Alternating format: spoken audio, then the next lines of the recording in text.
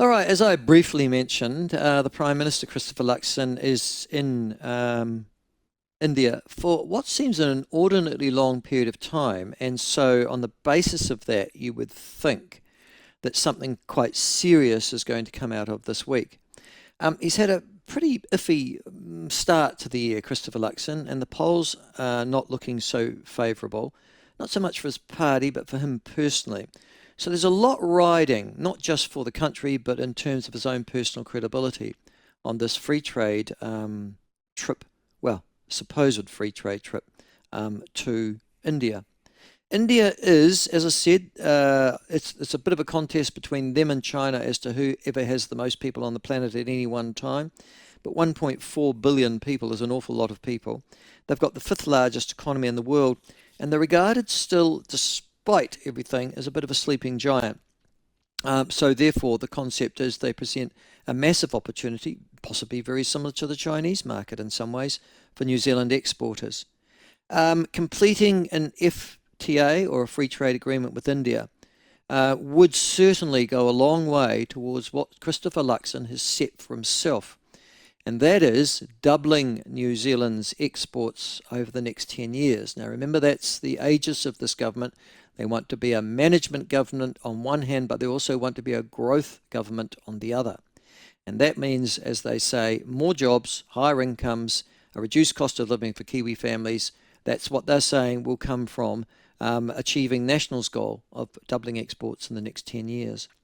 Well, joining us to look at this free trade agreement, because it's got massive implications, and already there are those at the periphery, newsroom and others who are saying, oh my God, we're giving up our sovereignty by even entertaining conversations with Prime Minister Modi. Let us go and talk to Steven Jackaby. We've talked with Stephen before. He's got extensive diplomatic, trade and government experience. He's been the Deputy High Commissioner in Ottawa, an Assistant Trade Commissioner in Paris. He's advised MFAT, Ministry of Foreign Affairs and Trade, on numerous trade and diplomatic issues. And he's also been formerly a private secretary of the Minister for Trade Negotiations of a previous government, Steven Jackaby. And he joins us now. Stephen, thank you so much for joining us again. Lovely to have you on. Hi. Hi, good to see you. Yes, you too. Although I can't see you. See, you can see me, I can't see you. I can see So, you. Right. Yeah, you're looking well, good. you can pick your nose and get away with it. I can't. So there we are. You're one up on me already. Hey, listen, mate. This is a fascinating trade. I'm struggling to remember the last time. Struggling to remember the last time, I think, when we had such a high-powered delegation go overseas. I think it'd probably be going back to China. And Helen Clark what's your recollection? Yeah, I've been asked this question a few times, and I can't quite recall, to tell you the truth, in terms of the actual numbers. But what is interesting about this delegation, I guess, is it's not only the Prime Minister and a number of ministers and a number of CEOs and chairs of large, New Zealand organisations, and some smaller ones for that matter, but there's also a community delegation that's gone as well.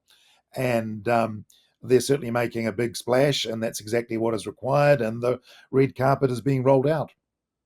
What does okay? I get what's in it for us. We're a country of 5 million. We're stuck down the bottom of the South Pacific. We have a faltering economy. We are reliant on trade. I get what's in it for us. What's in it for the Indians? Well, that is the key question, Michael. What is in it for them? And up till now, I would have probably been saying to you we hadn't done enough to build up the value proposition of this closer relationship for the Indians. That obviously, there was a lot more that could be done in that space to demonstrate just why we should be on the Indians' radar screen. I was in India a couple of years ago, and we had a session with one of Prime Minister Modi's key advisors, and he said to us, "We don't want lectures about, or homilies, I think. We don't want homilies about the Commonwealth and cricket. We want technology and space and economic and industrial cooperation. That's what we want." So I presume that it's what they still want, and probably just more of it. And if we can Hmm. find a bigger picture for why the Indians are suddenly looking towards us, I think it is because they see that in New Zealand we have some technological capabilities that they could use, not the least of which in space, because we have been cooperating with them on their space program, but also in agriculture and horticulture. They need to modernize their sector, and we've got the technology and the smarts to do it. Is that right? So you're trying to tell me that New Zealand, the small little country with a faltering academic system, has technology that these brilliant Indians, who've already, I think, haven't they already landed something on the moon already, can take, we can give them something that they don't already have or can't Yes, and purchase from somebody else. On that Indian moonshot, there was New Zealand technology on it. So Okay. definitely in that space. And in healthcare, Fisher and Paykel Healthcare's got a big operation in India, but in agriculture and horticulture, we have some things they do want from us because they have millions of farmers living, and a lot of them in subsistence conditions, and they need to modernize, and they realize that. I mean, beyond that, I really can't see what is terribly much in it for them. It's not our extraordinarily large market, is it? And our large number of consumers. There may be one other thing, and that is in this changed geopolitical environment that we're seeing. They want another democratic friend. I mean, we've always been their democratic friend. So you've heard we're going to be cooperating more on defence and security matters. I'm not exactly sure what that can amount to, but anyway, it's all part of a bigger picture. I was wondering because India has also been part of BRICS, which is a sort of, I won't say it's anti-West, but certainly BRICS is an alternative, if you like, geopolitical reference to the Western world. And they are a key component of it. Are the Indians trying to create for themselves in the 21st century not just an independent entity, but to turn themselves from being influential into a superpower as well? Well, I think that's probably right. I mean, I think they would probably see themselves as something of a superpower already, or at least an emerging superpower. I mean, they do have nuclear weapons, for example, and a very large economy. I mean, they are rejecting the idea that it's not too dissimilar to the Chinese, really, that the world should be, at the, you know, dominated by one block. They want a multipolar world that they can play in, and I guess they're doing that. And it's kind of there's that independent streak in Indian foreign policy. Mm, There's always been that. You remember they were the bigger proponents of the non-aligned movement once upon a time.